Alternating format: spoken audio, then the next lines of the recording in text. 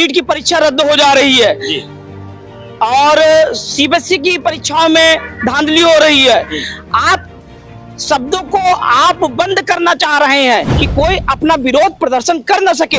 CBSE का एक बच्चा था, उसने जब अपनी स्कूटनी के लिए वो मंगाई कॉपी तो उसका आधा पेज किसी और का लिखा हुआ हैंड राइटिंग। एक अतीक अहमद को खत्म करने के बाद 10 अतीक अहमद को और पैदा किया जा रहा है, जो हमारे प्रदेश और हमारे क्षेत्र के लिए ये बहुत ही भयावह है। जब उनको कोई रास्ता नहीं दिख रहा है, न रोजगार दिख रहा है, न पढ़ाई दिख रही है, उनके साथ छलावा हो रहा है, तो इस कारण वो बच्चे भी मजबूर होकर अपने पूर्ति के लिए इस कार्य को करने में पीछे नहीं हट रहे हैं। एक ही बात को हर बार न माना जाए, मेरे रुकने को मेरी हार न माना जाए, और जिसे लोगों को रुलाने में मजा आता हो, ऐसे इंसान को सरकार न माना जाए। नमस्कार, मैं हूं शिव पांडे और आप देख रहे हैं अखंड भारत बुलेटिन। आज हमारे साथ में है प्रयागराज के झूंसी के व्यापार मंडल के सदस्य। ये हमारे साथ में अध्यक्ष जी हैं और जो अन्य सदस्य हैं वो भी हमारे सामने हैं। इनकी कुछ परेशानियां हैं जिनको लेकर इन्होंने आज थाने में भी ज्ञापन दिया है। तो आइए बात करते हैं, इनसे समझने की कोशिश करते हैं कि आखिर कौन से मुद्दे हैं जो व्यापारियों को परेशान कर रहे हैं, आखिर कौन सी चीजें हैं जो कहीं ना कहीं इन लोगों को बेचैन कर रही हैं। अध्यक्ष जी, आज आप लोगों ने थाने में ज्ञापन दिया है, तो क्या मुद्दा था उसका और किस चीज को लेकर आप लोग परेशान दिख रहे हैं? सबसे पहले तो मैं ये कहना चाहूँगा कि हमारे देश के प्रधानमंत्री और प्रदेश के मुखिया माननीय योगी आदित्यनाथ जी के द्वारा हमेशा ये कहा जाता है कि उत्तर प्रदेश और देश को भयमुक्त बनाया जाएगा, और भयमुक्त का वातावरण ये अगर आए भी हैं तो इसी कारण आए हैं कि जो यहाँ जंगल राज चलता था, सपा के राज में चलता था, बसपा के राज में चलता था, उसको भयमुक्त बनाया जाएगा। पर भयमुक्त तो ये नहीं हो रहा है, ये अपराध को और बढ़ाया जा रहा है। जैसा कि अभी हमारे झूंसी क्षेत्र में जो आज हम लोगों ने ज्ञापन दिया है, उस पे इसलिए भी ये हुआ है कि अपराधियों की संख्या यहाँ पे बढ़ती चली जा रही है और अपराध बढ़ता चला जा रहा है, जिससे हमारी आम जनता और व्यापारी भय के वातावरण में अपने जीवन को जी रहे हैं। खुलेआम हिस्ट्री सीटर जैसे लोग और गलत तरीके के लोग वो सरे बाजार पे गोली चला रहे हैं। सरे बाजार आपने गोली चलाई और वो दोपहर के दिन दहाड़े सरे बाजार में था, जिससे महिलाएं बच्चे वहां से गुजर रहे हैं, जो बहुत खतरनाक वो स्थिति थी कि अगर वो किसी को भी गोली लग जाती या बम लग जाता तो वो हमारे क्षेत्र के व्यापारियों एवं आम जनता के लिए वो खतरनाक रहता। उसके विषय पे आज हम लोगों ने झूंसी थाना क्षेत्र में अपना एक ज्ञापन पुरजोर विरोध के तौर पर हम लोगों ने एक ज्ञापन दिया है। अगर योगी आदित्यनाथ इस पे एक्शन लेते हैं तो ज्यादा अच्छा होगा, क्योंकि ये आने वाले युवाओं को एक प्रेरणा दे रहा है कि ऐसे करेंगे तो कुछ होएगा नहीं। अगर आप उस पे एक्शन नहीं लेंगे तो युवा ऐसे ही करते चला जाएगा, तो युवा बिगड़ेगा, संभलेगा नहीं। युवा अपना आपा खोएगा, वो सोचेगा कुछ होएगा तो है नहीं, हम आगे चल के ऐसे करेंगे तो हमारे ऊपर कोई एक्शन नहीं होगा। जब उस पे एक्शन लिया जाएगा तभी वो रुकेगा, ना कि उस पे एक्शन ना दिखाने के बाद भी अगर एक्शन लिया जाएगा तो जाके कहीं संभावनाएं सही हो सकती हैं।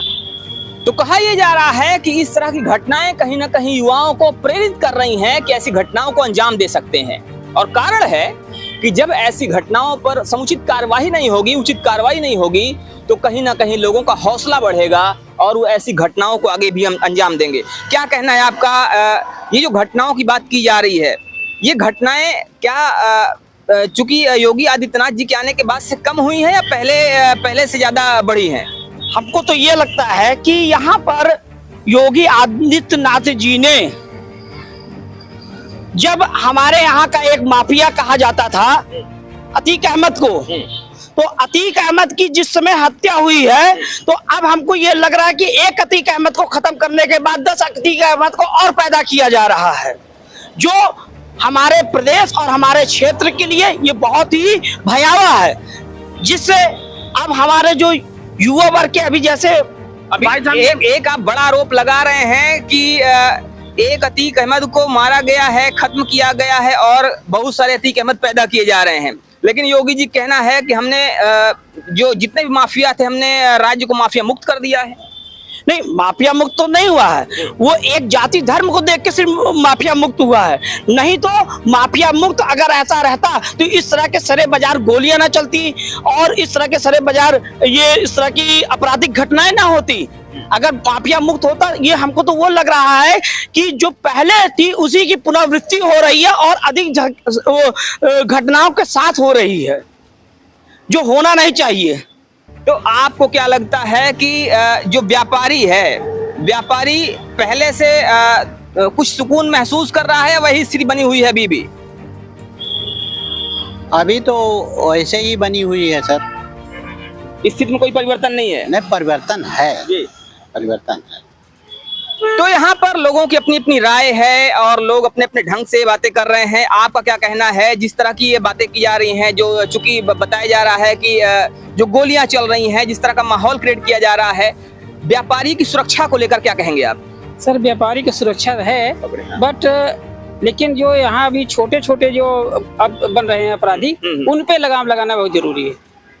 तो बड़े अपराधियों पर कहीं ना कहीं लगाम तो लगी है, लेकिन जो छोटे अपराधी पैदा हो रहे हैं ये लोगों के लिए परेशानी का सबब बन रहे हैं। और लोगों को कहना यही है कि जो ये नए नए अपराधी पैदा हो रहे हैं, अतीक अहमद को भले खत्म कर दिया गया हो, बड़े माफियाओं को भले खत्म कर दिया गया हो, लेकिन जिस तरह से छोटे माफिया पैदा हो रहे हैं, छोटे अपराधी पैदा हो रहे हैं, अगर इन पर रोक ना लगाई गई तो ये कहीं ना कहीं आगे आने वाले समय में परेशानी का सबब बनेंगे। क्या कहना है आपका? देखिए, जो अभी ये बात निकल के आई है हमारे भाइयों के बीच से कि ये छोटे अपराधी और नए अपराधी क्यों पैदा हो रहे हैं, उसका रीजन सिर्फ और सिर्फ मैं यही जानता हूं कि बेरोजगारी, जो हमारे युवाओं के पास बेरोजगारी है। हमने तो अभी ये देखा है कि जैसे नीट की परीक्षा रद्द हो जा रही है और सीबीएसई की परीक्षाओं में धांधली हो रही है। आप शब्दों को आप बंद करना चाह रहे हैं कि कोई अपना विरोध प्रदर्शन कर न सके। तो ये जो युवाओं के अंदर हमने लॉकडाउन, कोरोना, नोटबंदी के बाद से जो स्थिति हमने देखा है और जो उनकी जो तैयारियां होती थी, उनके बच्चों की होती थी, व्यापारियों की या आम जनमानस की, तो उसके कारण जब उनको कोई रास्ता नहीं दिख रहा है, न रोजगार दिख रहा है, न पढ़ाई दिख रही है, उनके साथ छलावा हो रहा है, तो इस कारण वो बच्चे भी मजबूर होकर अपने पूर्ति के लिए इस कार्य को करने में पीछे नहीं हट रहे हैं। और देखिए, पहले एक अपराध होते थे वो हथियार से होते थे और अब एक अपराध ऐसा हो गया है साइबर क्राइम। साइबर क्राइम एक ऐसा क्राइम इनके शासन में ही बढ़ गया है कि साइबर क्राइम एक ऐसा क्राइम हो गया, वो क्राइम करने वाला एक कमरे के अंदर बैठ के वो कई ऐसे गुनाहों को कर रहा है कि किसी के खाते से पैसा उड़ जा रहा है, किसी के सिस्टमों से गड़बड़ हो जा रहा है, कोई किसी को हाईजैक कर ले रहा है। तो ये रीजन इसी का कारण है कि बेरोजगारी, जो बेरोजगारी फैल रही है इसके कारण। और जो आप बच्चा तैयारी भी कर रहा है तो वो उनके साथ परीक्षाएं रद्द हो जा रही हैं, वो पूरी तैयारी करके जाता है अपनी घर से, पता नहीं कैसे कि वो किसान का बेटा है या मजदूर का बेटा है या किसी का भी बेटा हो, तो वो जिस तरीके से वो अपनी व्यवस्था को लेके जाता है, उसके बाद उसको रास्ते में ही मालूम चल जाता है कि हमारा पेपर रद्द हो गया है या हमारे साथ छलावा। कल ही मैंने एक वीडियो में देखा, सीबीएसई का एक बच्चा था, उसने जब अपनी स्कूटनी के लिए वो मंगाई कॉपी तो उसका आधा पेज किसी और का लिखा हुआ हैंड राइटिंग। तो उसने कहा पहले भी होता था, हमने इस चीज को देखा, स्कूटनी होती थी पर वो उसी की कॉपी उसी की राइटिंग में रहती थी। पर अब क्या है, अगर आपने सवाल किया है तो आप दोषी ठहरा दिए जाएंगे। हो सकता है कि कल हमारे ऊपर भी, कल आपकी ये वीडियो जो वायरल होगी तो उस पे झूसी व्यापार मंडल अध्यक्ष सूरज सोनकर के ऊपर भी ये प्रशासन द्वारा दबाव होगा कि इनको यह इस तरीके का विरोध प्रदर्शन करने पे इनके खिलाफ कोई कार्रवाई करिए। आप एक बड़ी बात कर रहे हैं कि आज आप बयान दे रहे हैं और कल आपके ऊपर कोई कार्रवाई हो जाएगी।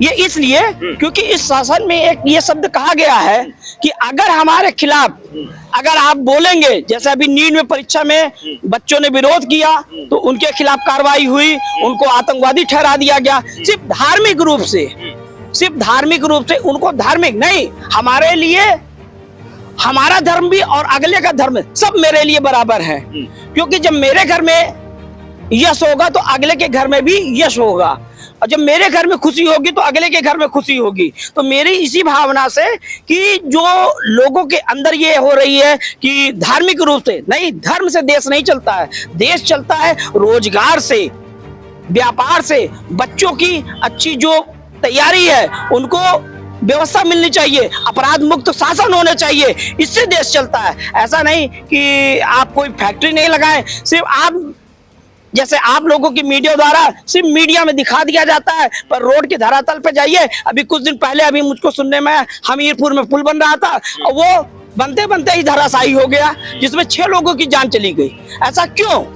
इसका मतलब कि आपकी क्वालिटी में, आपकी क्वांटिटी में कुछ भेद है। तो कहीं ना कहीं कहना आपका ये है कि जो चीजें हो रही हैं उसमें भ्रष्टाचार काफी ज्यादा हो रहा है। भ्रष्टाचार भरपूर तरीके से हो रहा है, हो सकता है और ज्यादा बढ़ के हो रहा है। अगर भ्रष्टाचार ना होता रहता तो 2014 के बाद से आप हमको ये बताइए कितनी परीक्षाएं रद्द हुई हैं और उस पर क्या कार्रवाई। इस बार तो थोड़ा सा ये कार्रवाई हुई है कि कुछ लोगों को पकड़ धकड़ हुई है, अन्यथा वो भी नहीं होती थी।